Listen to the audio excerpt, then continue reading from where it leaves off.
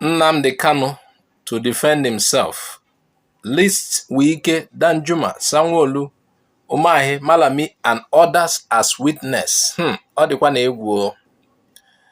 people, another chapter has opened in this long and controversial trial of Mazi Nnamdi Kanu, the leader of the indigenous people of Biafra, IPOB.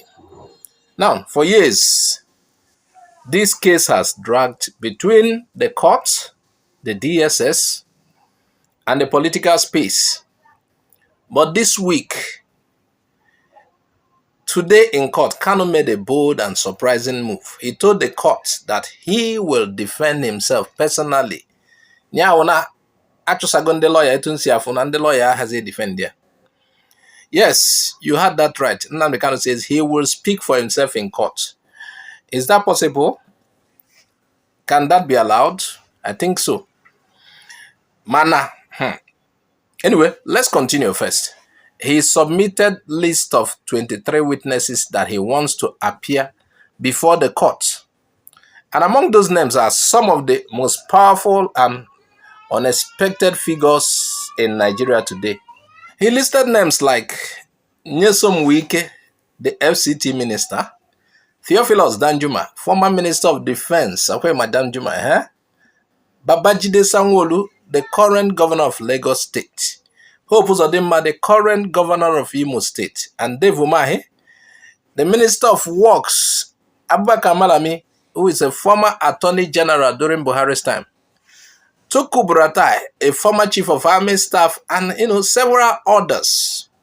According to court documents, Kanu described them as vital and compellable witnesses, meaning he wants the court to summon them, or should I say force them to appear under Section 232 of the Evidence Act.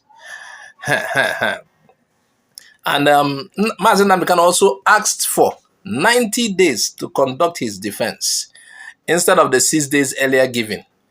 They gave them 6 days to plan their defense. According to him, he's saying he has too many witnesses and documents to present. Now, what does all of this mean? Let's break it down. Some people are like, how will this go? What does it mean? Now, defending yourself in a terrorism trial, it is not a small thing. It is not a small thing. In fact, let me tell you, I know this is unexpected, but this is one of the riskiest decisions anyone can make in court. It is very risky for him to defend himself. But for Mazi Nnamdi Kanu, he knows why. And that statement is powerful. Actually, it's powerful. Now, what this shows is that he wants direct control of his story.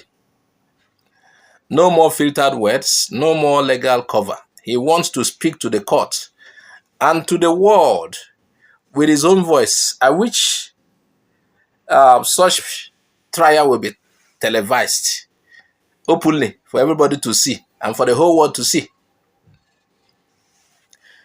Yes, some people see that as a sign of confidence. Others say it is a cry of frustration.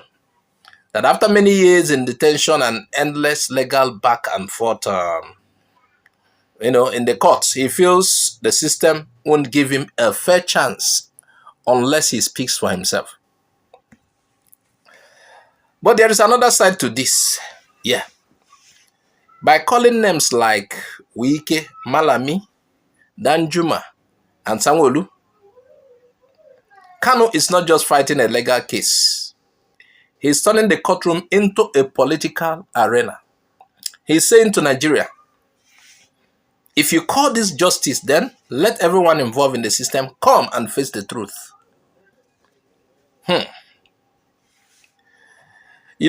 This move indirectly drags both past and present powerful figures into the spotlight. Now, if any of these witnesses he mentioned are compelled to appear, it will shake the system. Sincerely. And then this will make the trial no longer just about Biafra, but about how Nigeria handles decent and power. However, I will still tell you,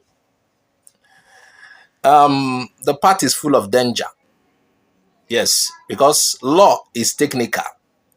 Anything concerning the law is technical. And I don't think he's a lawyer by profession. Without lawyers guiding him, a single mistake in evidence or procedure can destroy the case, sincerely. The prosecution will likely resist the 90 days extension. Yes, this extension given, they might resist it and argue that he's trying to delay the case. We will see what happens. And even if the court issues subpoenas, big politicians and ex-generals, they might refuse to appear or send lawyers to challenge it. They might not even respond. And that is why some legal minds call this a chess game, not a courtroom drama. A chess game. Now, but whether you like it or not, this move shows one thing: fearlessness. After years of silence inside DSS custody, Kanu is taking back the microphone. Remember, before he came here, before he was put in custody, when he handled the microphone on Radio Biafra, remember, the country is shaking. Now he wants to take the microphone in court. He wants the world to see that this case is not only about secession, but about truth, justice, and the limit of political power.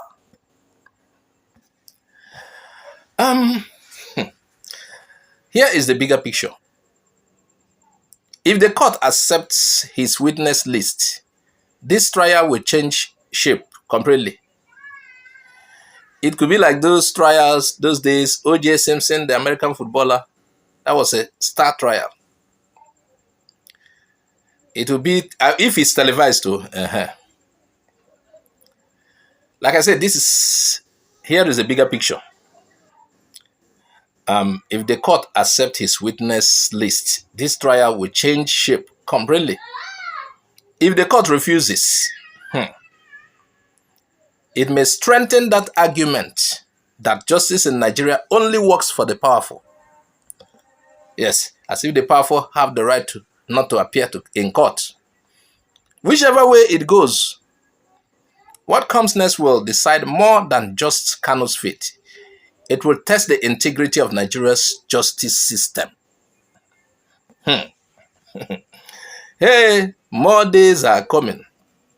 Meanwhile, what's your own take on this? Do you think Nnamdi Kanu made the right move by saying he wants to defend himself? And should people like Wike, Malami, Sanwo-Olu, the one who is destroying Igbo properties in Lagos, should they be called to testify? Share your thoughts on the comments. Follow IGBO AREA TV on YouTube, Facebook, and TikTok for more updates and deep reactions on Igbo and national affairs. I'm Azuka OJ. I say bye-bye for now.